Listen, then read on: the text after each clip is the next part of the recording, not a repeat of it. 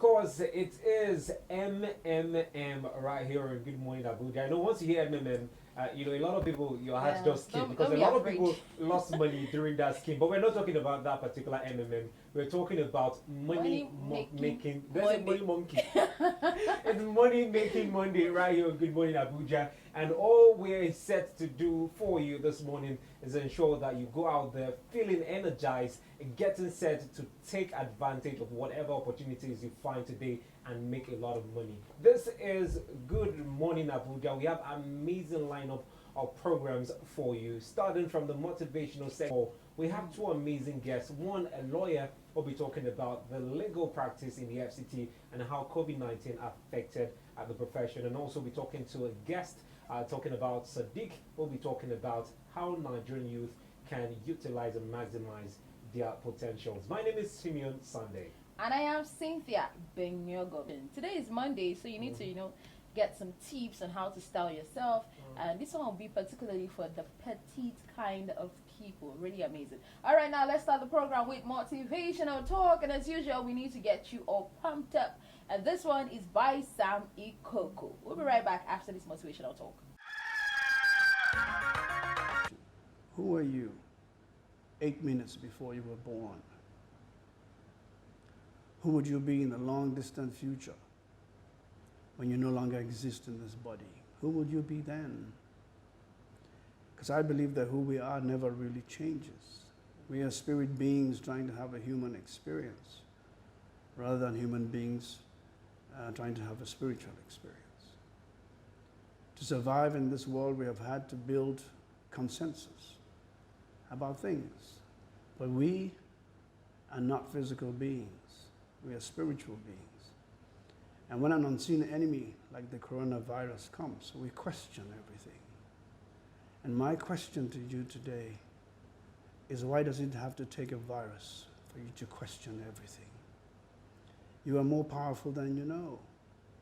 You were brought here to create something, to make the most of this place, to respect nature, and to survive, and then to thrive. So let's spend these few days in reflection and determine that we will make a difference wherever we are, whatever we are called to do. This is the time to choose a new path for your life. All right, now moving over to health tips for today, Monday. We will be talking about fibroid.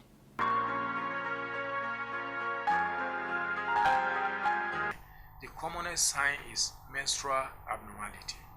Either the menses is heavy, prolonged, or heavy and prolonged, and then bleeding in between the actual menstrual, flows. Now, if we have infections in submucous fibroid, discharge, watery discharge, or other outside bleeding is also a commonplace, and this could be associated with abdominal pains. This is another sign or symptoms a woman will present and is from fibroid.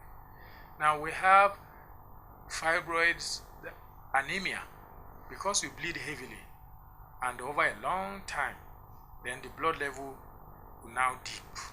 If it dip to certain level, the body fails to, do normal activity with the blood volume that is available, that is anemia. Then the body started to walk up to the challenge of lack of adequate hemoglobin in the system, and that can result in cardiac failure.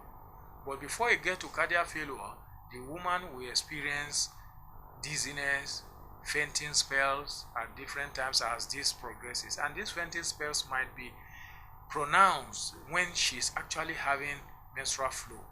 It may occur outside menstrual flow, but when she is menstruating, that is when she realizes that she collapses at each time she menstruates.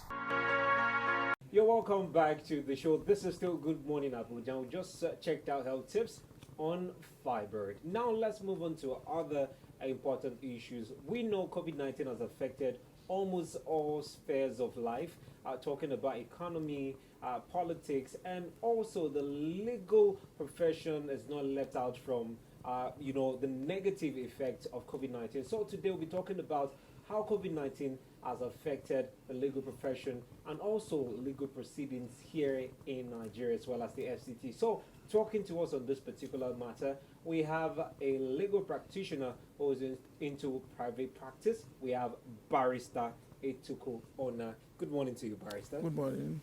Good to have you on Good Morning Abuja. Thank you. We know COVID-19 has affected almost everything. Yeah. So how has COVID-19 affected the profession of law? Law does not exist in isolation with the economy and the other aspects of human life. And with the onset of the pandemic, the Honorable Chief Justice of Nigeria, via a circular issued on the 20th of March, directed to all the heads of courts, both federal and states, to take measures and observe COVID-19 protocols as they were issued from time to time by the federal government. That was that courts should not be suspended. They can continue to sit to hear what you call urgent, essential and matters which are time-barred within the law. If a judgment is scheduled, it must be delivered within 90 days. And that's what the constitutional provision in section 294 provides, or 293. So judgment must be delivered within that period. The number of cases listed were downgraded. Essential cases like election matters, cases bordering on fundamental human rights, and the rest were to go on. That was the initial circular that the Chief Justice issued. But 3 days later, on the 23rd, a circular came again that all the courts should shut down for an initial period of 2 weeks. Though the essential matters referred to in the Iliad circular of 20th were to continue. It was reviewed again on the 6th of April, and we've continued like that until gradually, as the lockdown is being eased, the courts are resuming gradually. Okay, so that means the courts, the legal system has resumed duties fully or in half? It's still partial because it's not full. We are still within the pandemic period, and it is the review issued from time to time by the Presidential Task Force that affects to an extent the activities of the judiciary. Okay, so talking about the virtual proceedings that happened, we saw several proceedings happening virtually, yes, unlike the conventional courts where you see a lot of people in the courts being tried. Yeah. So how did that go? Because a lot of lawyers said it was quite difficult trying to, one, considering the fact that data, you have to use data to activate a virtual case, and then what kind of cases were tried virtually, and how difficult was it for lawyers to adjust to the new normal? First, our rules of proceedings ordinarily does not make provision for virtual cases, but it's an emergency as a reason that we need to look for a way to activate that. Number two, like I said earlier, trials and hearings of what I can call contentious matters that will require evidence and witnesses are difficult to be virtually held. Number two, the infrastructural base for that. Well, we have telecom communications that have tried their best, but you know that sometimes they become epileptic because they're either overloaded, there are certain blind spots, dark areas that, because of the looping system, they don't work. And the type of cases that can be heard virtually are motions, probably judgments, and issues that are not contentious, that what is required, like in what is called in an originating process, issues of law and interpretation that does not need any witness can be held virtually. But when a criminal a criminal case is being tried, where the law requires that the suspect or the defendant must be present in person, And you need to ask him questions, you need to tender exhibits of what has happened, or even in civil cases, virtual proceedings might be difficult. And not only that, certain aspects of the law must have to be amended for that to be fully operational. Okay.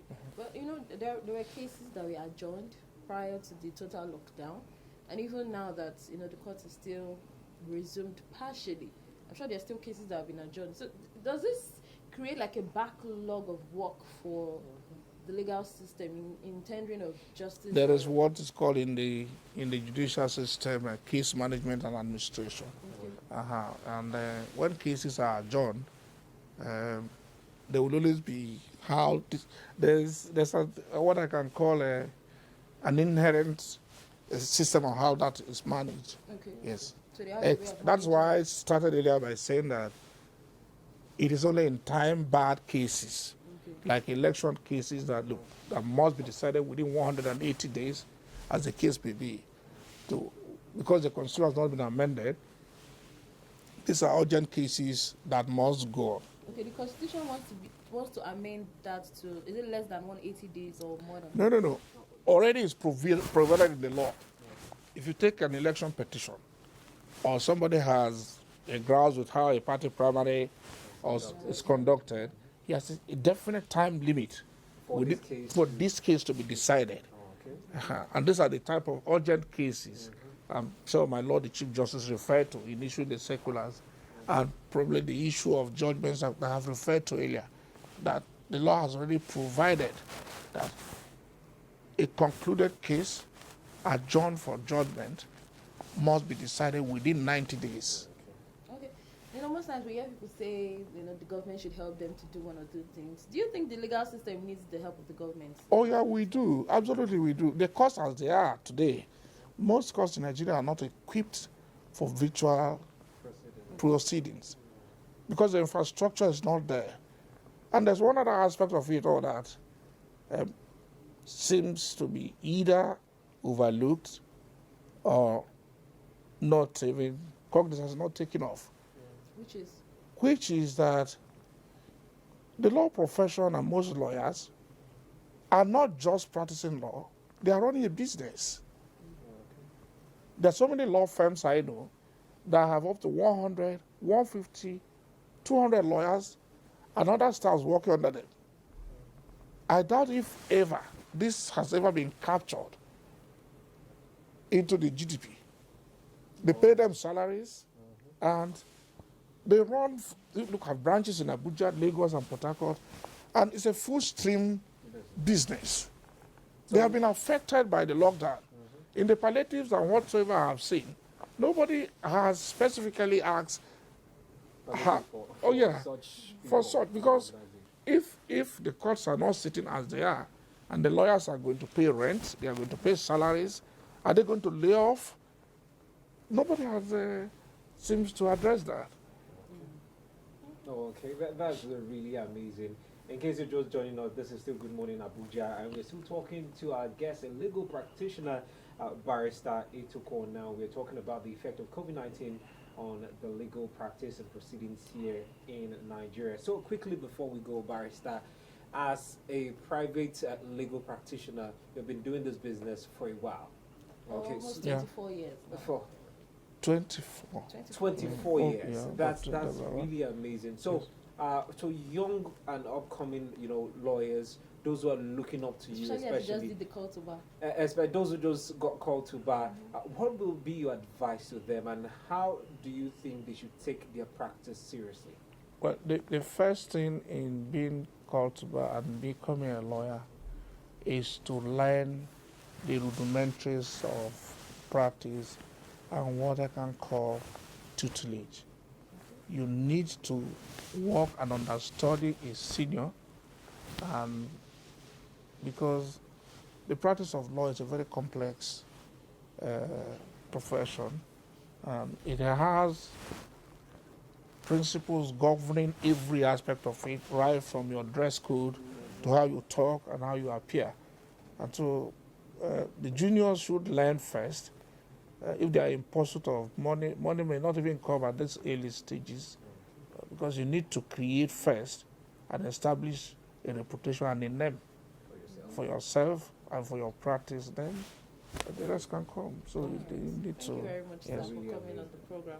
I really do hope that the courts will fully resume duties as soon as possible. Oh, there were only 3 cases listed. That's better. Yeah, they are still functioning, but you see, if a particular judge has up to 30 cases in his docket, and he's only hearing 3 a day, it takes him a longer time. But if it were before that, you'll be able to take up to 7, up to 10.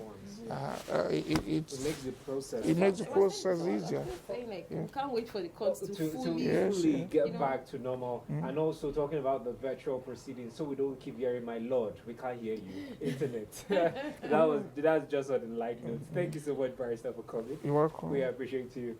And now we'll be right back after this break with more for you on Good Morning Abuja.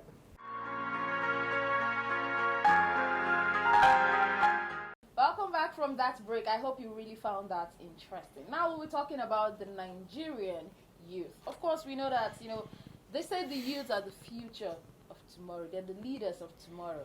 But that may not entirely be coming true at the moment, especially with the COVID-19 situation where a lot of Nigerian youths have lost their jobs. And even some were unemployed prior to this pandemic.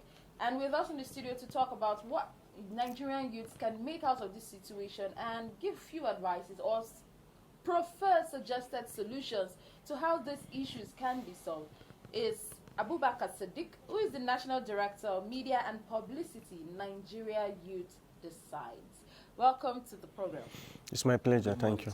You're welcome, sir. Thank you. So I have to ask, first of all, Nigerian Youth Decide, is this an NGO, an association, or what exactly is this? Because I have no idea about what it is. Yeah, first and foremost, thank you for having me. When we talk of Nigerian Youth Decide, this is a non-partisan organization that has been in existence for more than 12 to 15 years. Oh, wow. Yeah, and we have been in existence, as I said, we have some of our leaders national, some of our leaders are outside the country. Yes, so they are part of doing what we are doing here in Nigeria. Yes, to organize more of the youth Leaders in diaspora. In diaspora, Okay. yes, Now, leaders in diaspora. COVID-19 situation, like I said, a lot of people were unemployed prior to this. Some were just trying to start up a business. Some lost their jobs during the pandemic and having to stay at home and all. What would you say the Nigerian youths can make out of this situation while they're at home now? COVID-19 is a general phenomenon. It's something that's gone all over the world, that bring the world to their knees. And today, we are looking at the youth are staying at home. Even prior to the COVID-19, the youth, more than 200 to 300 youth are staying jobless in their home. Now, COVID-19 is non-existent. 1,000, yes, thousands. They're staying at home jobless. And every year we have a new graduate student from the university and from the college, but still no job for them. And most of the youth, they are looking for white-collar job. White-collar job cannot solve the problem. Now, COVID-19 is in existence, and every economic has totally shut down. So what do we do? The right thing for you to do as a youth is to discover the potential in you. Because in initial stage, every human being has been created with he or her own potential. So at the moment you discover that, definitely you have something to do. Understand? Like, for example, we have a good artisan. We have people who are good in creative. We have people who are good in, tailoring, mechanic, carpentering, all those things. These are handwork, and this is what we call a skill acquisition. So when you have that within your midst, definitely you will not suffer from the pandemic. Although there are protocols kept aside by the federal government, that is from the NCDC, the wearing of face mask, washing your hands, social distance, and the rest of them. But that will not keep you away from, discovering your potential and know where to head, in terms of putting food on your table. One last question. There's this belief that a lot of Nigerian youths now are going into business. There's no job, you become a makeup artist. There's no job, you go into DJ or you become a musician. Do you think this notion is true though? Do you think a lot of Nigerian youths now are becoming more entrepreneur, like they are getting into the business line, let me just put it that way, instead of looking for the white collar job? There's a popular belief that every Nigerian youth is waiting for a white collar job. Yeah. But And do I you think think, we're past that era. do you get what I'm saying, right? Do you think that is still true, considering the amount of entrepreneurs you have on your WhatsApp contacts nowadays? Okay. People going saying into that. farming. Mhm, Yes, so let me exactly. make that Very simple, good, understand? very so good. is this the new trend? Is it true that Nigerians, especially the youth, are becoming more entrepreneurial rather than waiting for a job? From Because the big- impression is Nigerian youths graduate and are looking for jobs, but right now it doesn't seem like so. So I'm asking if this is true. Do you think this is true? Yes, it is true, but it's 50-50. Okay. Yes, it's 50-50. Alright. Because some of them have the will to do that one, while some do not have the way to do that. Alright. While some are still, digging out to see how they can be able to, search for their daily greener pasture. All right. Yeah. Thank you very much, Sadiq. It's really enlightening talking to you, and thank you for the advice you've given to Nigerian youth. You're Like welcome. He said, look for your potential. It's in you. Bring it out. Work on it and use any opportunity around you. We've been speaking with Sadiq, who is the National Director, Media and Publicity, Nigerian Youth Decide. So like the name connotes, I hope you really decide something for yourself as soon as possible, regardless of the pandemic. All right, now we're talking about fashion, and this one is a feature on petite people. Simeon, I didn't expect petite people. no words for you. All right, this is fashion report for you.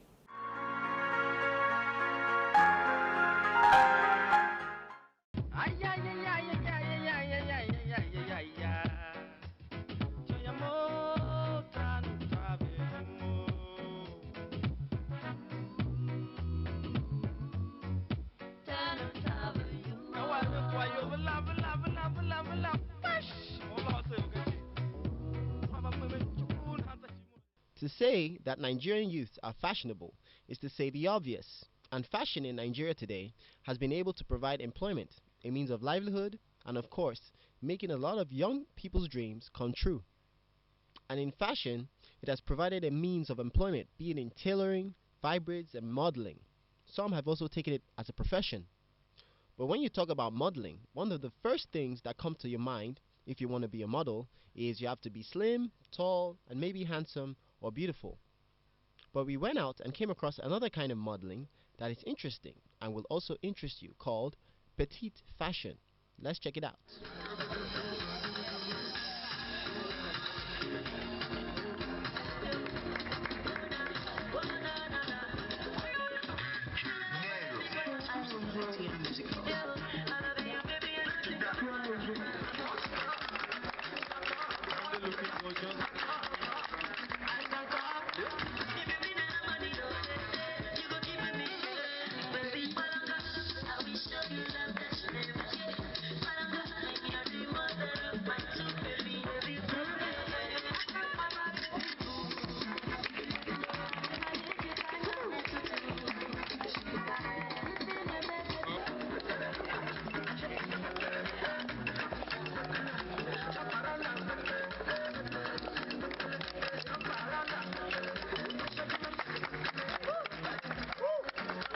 Making the smallish girls to feel a sense of belonging, because in the fashion world and in beauty pageants it's always the tall tiny people that tall skinny people that are being used, but I feel that the smallish petite ones also have good bodies that they can wear good clothes and it will look good on them, and that is why I decided to do this Miss Bella Petite fashion show.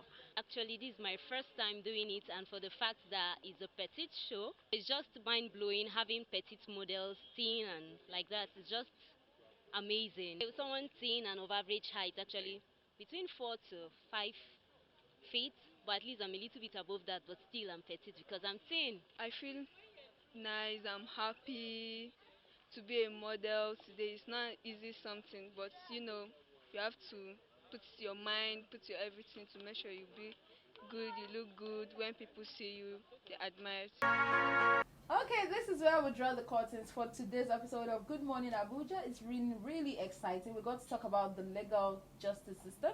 Also, on Youth Decide, and like the national director said for the Nigerian Youth Decide, he said, find your potential and work with opportunities around you. That is a very great advice, I must say. And I hope that you watching this right now, looking for something to do, you would pick up that advice and run with it. Also, we spoke about motivational talk. We looked at our Keep Fit segment, being basketball, and many, many other things. So if you missed all what we had for you today, please do well to join us tomorrow. And also, same time, same I station. think we should say a special thank you to our producer, Randy Abodiako, who took out time, to have a chit chat with Samsung. Now I'm feeling fly, Wow. Anyway, Yeah, thank you so proud. much for sticking around, and this is what we say bye for today. Remember, you can reach out to us if you have good service event you want us to cover. The numbers on the screen right now are just there for you to call us. We're just a call away from you. And remember, stay safe as you go out there. It's Monday, the beginning of the week. So get energized, look for opportunities, maximize your potentials, And make be useful money. to yourself. Today is Money Monday. So money making Monday, Yeah. All right, my name is Cynthia Benyago. And my name is Simeon Sunday. Have a great day.